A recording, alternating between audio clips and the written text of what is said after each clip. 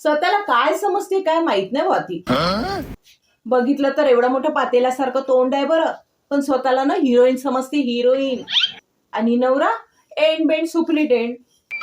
तो पण जर छान असता ना, बापरे, हिने तर स्वतःला किती वानवलं असतं माहित नाही.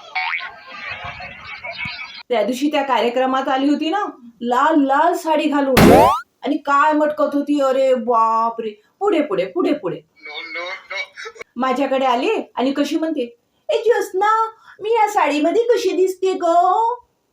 असं वाटलं म्हणून टाकावं की तू या साडीमध्ये अजिबात छान दिसत नाही.